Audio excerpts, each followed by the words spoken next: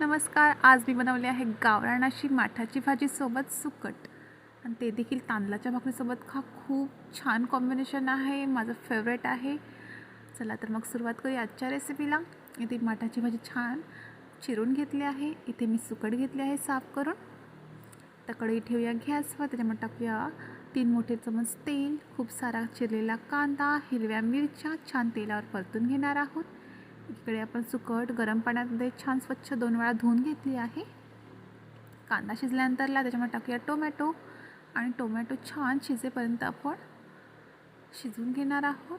त्याच्यामध्ये टाकल्यानंतर मीठ, हळद, धनेपूड, लाल काश्मीरी मिर्च, हिंग आणि छान परतून घेऊया. त्यानंतर टाकूया आपली स्वच्छ धुतलेली सुकट आणि ते देखील छान मसाल्यानं परतून घेऊया आणि वाफ काढून घेऊया. किती छान दिसत आहे तेलावर, तुम्ही पाहू शकता.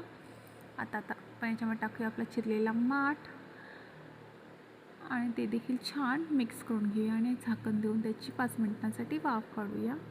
5 मिनिटांनंतर आपल्या भाजीने बऱ्यापैकी पाणी सोडलं आहे. आता आणखी 10 मिनटं आपण शिजवून घेणार आहोत. तुम्ही 10 मिनिटांनंतर पाहू शकता भाजीचा कलर पूर्णपणे चेंज झाला आहे. अगदी 15 मिनिटात आपली भाजी शिजून रेडी झाली आहे आणि वास देखील खूप छान येत आहे. गॅसची फ्लेम बंद करूया. ताटात छान भाकरी आणि मटाची भाजी वाढून घेऊया आणि छान ताव मारूया. नक्की ट्राय करा. ही रेसिपी तुम्हाला देखील खूप आवडेल.